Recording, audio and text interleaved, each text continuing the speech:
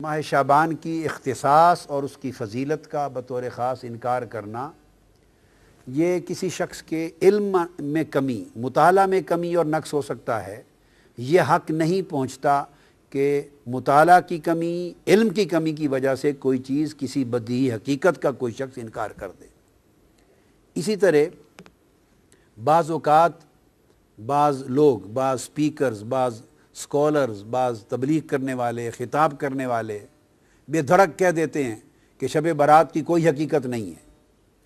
اور 15 شعبان معظم یعنی شعبان کے نصف شب کی، جو نصف شعبان کی اس مبارک رات کی کوئی فضیلت، کوئی اہمیت اور کوئی تخصیص نہیں ہے، بے دھڑک بیان کر دیتے ہیں کہ یہ بھی سراسر زیادتی، اسلام پر زیادتی اور اپنی جہالت پر پردہ ڈالنے کے مترادف ہے۔ حضور علیہ السلام نے فرمایا کہ آدھا علم ہے اپنی لا علمی کا اقرار کر لینا۔ اگر کسی کے علم میں ایک چیز نہیں ہے اور وہ کہے کہ میرے مطالعہ میں نہیں گزری، تو یہ بڑی تقویٰ کی بات ہے، اچھی بات ہے۔ اہل علم کا شیوا ہے کہ یوں کہے کہ میرے علم میں نہیں آئی، میرے مطالعہ میں نہیں آئی۔ یہ حق نہیں پہنچتا کہ اس کی کوئی حقیقت نہیں۔ حضور علیہ السلام نے فرمایا، اور یہ سنن نسائی میں ہے، جس میں آقا علیہ السلام نے فرمایا اس مہینے میں اعمال اٹھائے جاتے ہیں اللہ کے حضور ماہ شعبان میں،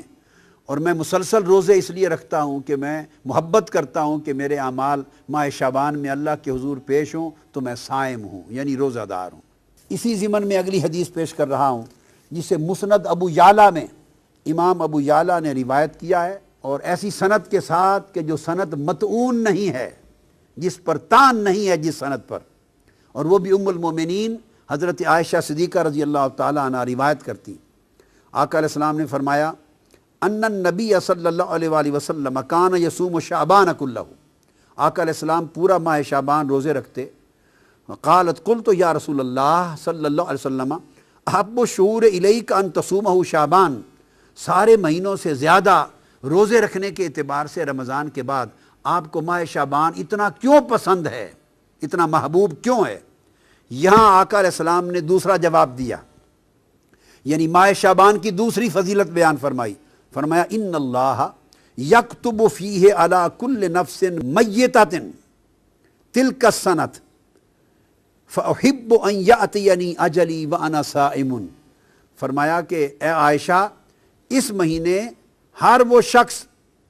میتہ، ہر وہ شخص جو مرنے والا ہے، جس پر موت آنی ہے،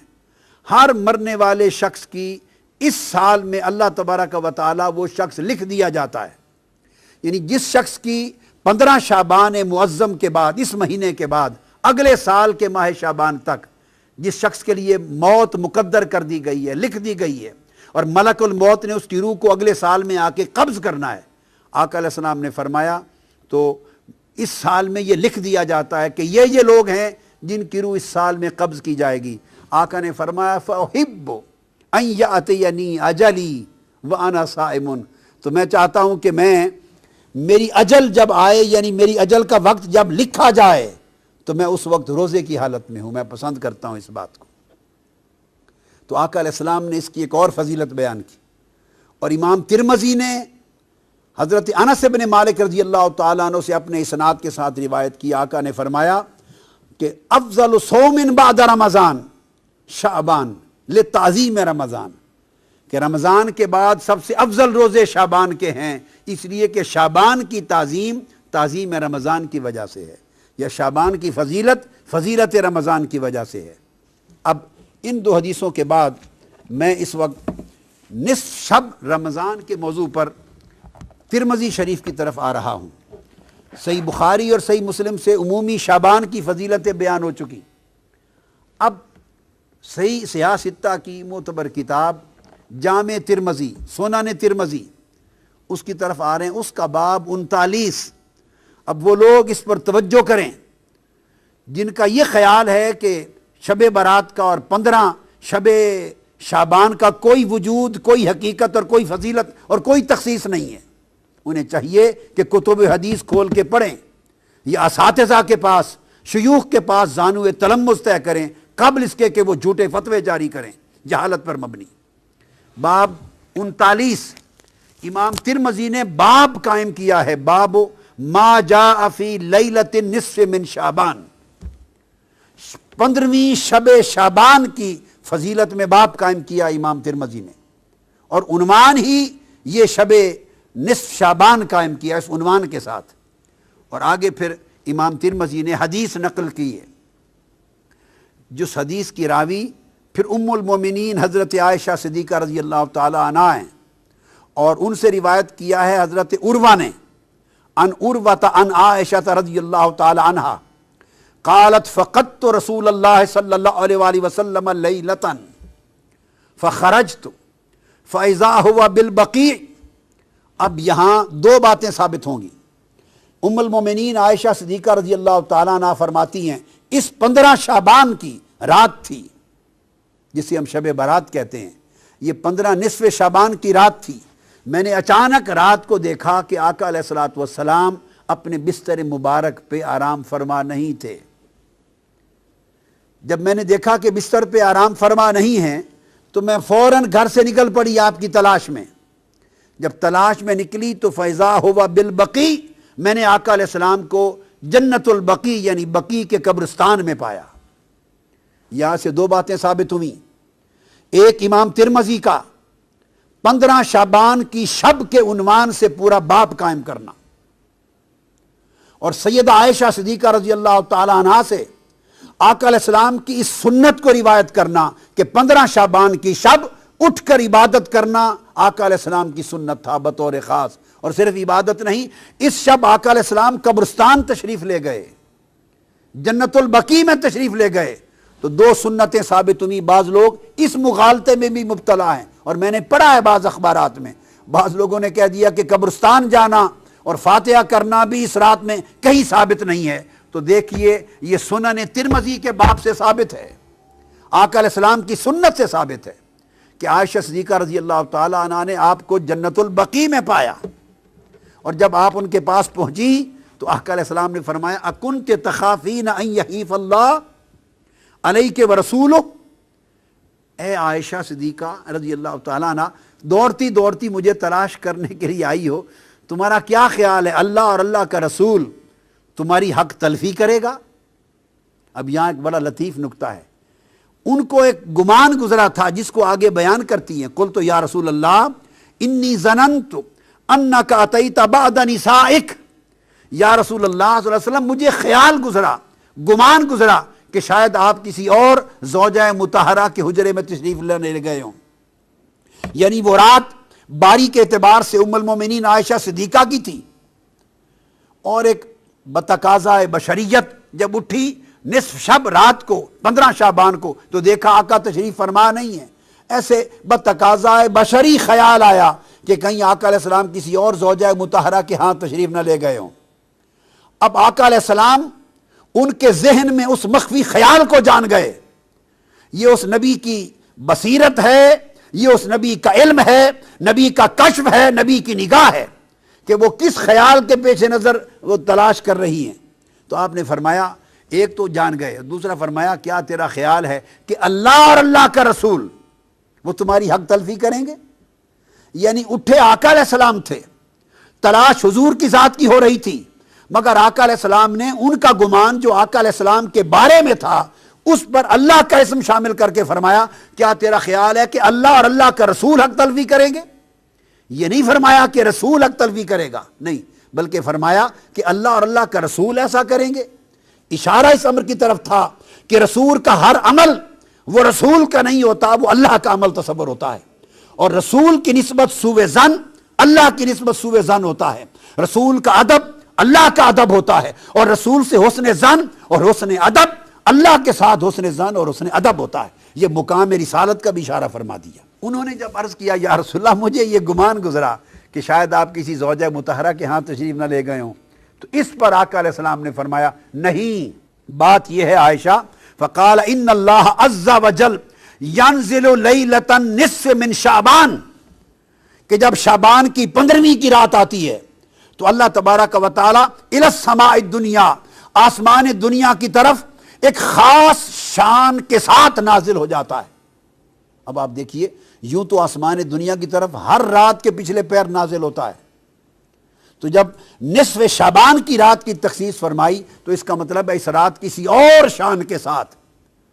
بڑی عظیم مغفرت کے اعلان کے ساتھ، عظیم رحمتوں کے اعلان کے ساتھ، عظیم عطا اور سخا کے اعلان کے ساتھ اتر آتا ہے فَيَغْفِرُ لِأَكْثَرَ مِنْ عَدَدِ شَعْرِ غَنَمِ كَلْبٍ۔ تو ایک قبیلے کا ذکر کیا جن کے پاس بہت بکریاں ہوتی تھی، فرمایا وہ قبیلہ جس کے پاس دنیا میں سب سے زیادہ بکریاں ہیں، ان بکریوں کے اوپر جتنے بال ہیں ان بالوں سے بھی بڑھ کر اس رات اللہ میری امت کی بخشش فرما دیتا ہے۔ اس لیے اس کو شب برات کہتے ہیں کہ اس رات دوزخ سے آزادی ہوتی ہے، برات ہوتی ہے، بخشش کا اللہ کی طرف سے اعلان ہوتا ہے۔ اور اس کے بعد امام ترمذی روایت کرتے ہیں وَفِي الْبَابِ عَنْ أَبِي بَكْرٍ الصِّدِّيقِ، اسی باب میں اسی موضوع پر یہ حدیث سیدنا ابو بکر صدیق رضی اللہ تعالیٰ عنہ نے بھی روایت کی ہے۔ تو 15 شعبان کی رات کی اہمیت حضور کی سنت سے ثابت ہوئی، سیدنا صدیق اکبر کی روایت سے ثابت ہوئی، اور ام المومنین حضرت عائشہ صدیقہ رضی اللہ تعالیٰ عنہ کی روایت سے، جسے امام ترمذی نے مستقل باب قائم کر کے بیان کیا۔ سنن ابن ماجہ اس کا باب سن لیجئے، باب ما جاء فی لیلۃ النصف من شعبان، 15ویں شعبان کی رات کے بارے میں بیان، یہ امام ابن ماجہ نے روایت کیا، اور یہ روایت کرتے ہیں سیدنا علی ابن ابی طالب رضی اللہ تعالیٰ عنہ سے۔ اب وہ راوی ہیں، سیدنا مولا علی مرتضیٰ روایت کرتے ہیں قال قال رسول اللہ صلی اللہ علیہ وآلہ وسلم اذا کان لیلۃ النصف من شعبان۔ اب وہاں حضور علیہ السلام کی سنت کا بیان تھا کہ اٹھ کر 15 شعبان کی شب کو عبادت کرنا اور بطور خاص بقیع میں قبرستان میں جا کر مرحومین کی بخشش کے لیے بھی دعا کرنا، اور اپنی بار اللہ کے حضور اپنی التجائیں بھی کرنا، اور آخرت کو بھی یاد کرنا۔ یہ ایک سنت تھی۔ اسی سنت کے تحت اس شب مسلمانوں کی بھاری اکثریت قبرستان جا کے فاتحہ خوانی کرتے اور اپنی آخرت اور موت کو یاد کرتے ہیں۔ یہ آقا علیہ السلام کی سنت ہے۔ اب اس کے بعد سیدنا مولا علی المرتضیٰ عن علی ابن ابی طالب رضی اللہ تعالیٰ عنہ، آقا علیہ السلام نے فرمایا کہ جب شعبان کی 15ویں رات آتی ہے تو آقا فرمایا فَقُومُوا لَيْلَهَا وَصُومُوا نَهَارَهَا، جب 15ویں شعبان کی شب آئے، شب برات، تو لوگو اس رات قیام کیا کرو، نوافل پڑھا کرو، عبادت کیا کرو، اور اس کے دن کو یعنی 15ویں شعبان کے دن کو روزہ رکھا کرو۔ کیوں؟ پھر آقا علیہ السلام نے سبب بیان کیا، فرمایا فَإِنَّ اللَّهَ يَنزِلُ فِيهَا لِغُرُوبِ الشَّمْسِ إِلَى سَمَاءِ الدُّنْيَا۔ اب فرق یہ ہے، ہر رات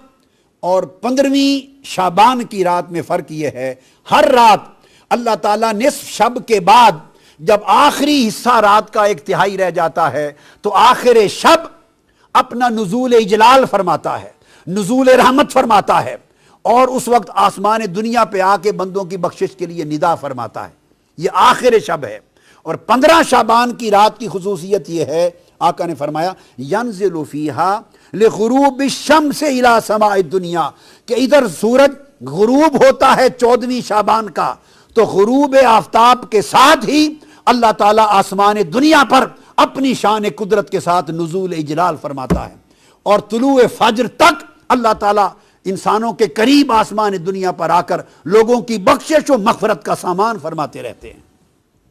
فَيَقُول، اور اللہ پاک فرماتا ہے اَلَا مِن مُسْتَغْفِرٍ لِّي فَأَغْفِرَ لَهُ۔ 15 شعبان کی شب اللہ پاک غروب آفتاب کے بعد سے اعلان فرمانا شروع کرتے ہیں، ہے کوئی مجھ سے استغفار کرنے والا، گناہوں کی معافی مانگنے والا، سو میں اس کو معاف کر دوں۔ الا مسترزقن فارزقہ، ہے کوئی مجھ سے رزق طلب کرنے والا، سو میں اس کے رزق میں وسعت عطا کر دوں۔ الا مبتلن فاعافیہ، ہے کوئی مصائب و آلام میں مبتلا شخص مجھ سے مانگے سو میں اس کو عافیت عطا کر دوں۔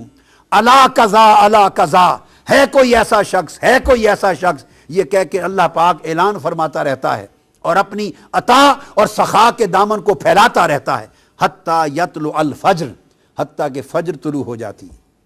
یہ امام ابن ماجہ نے باب قائم کیا۔ کثرت کے ساتھ اس سبجیکٹ پر احادیث آئی ہیں اور ائمہ حدیث نے ابواب قائم کیے ہیں کہ یہ گمان کرنا کہ اس کی کوئی حقیقت اور بنیاد نہیں، یہ سوائے جہالت اور لا علمی کے اور کتب حدیث اور ذخیرہ حدیث سے بے خبر ہونے کی اور کسی چیز پہ دلالت نہیں کرتی۔ سب سے پہلے نئی ویڈیوز کو حاصل کرنے کے لیے شیخ الاسلام ڈاکٹر محمد طاہر القادری کے آفیشیل یوٹیوب چینل کو سبسکرائب کریں اور بیل آئیکن کلک کریں۔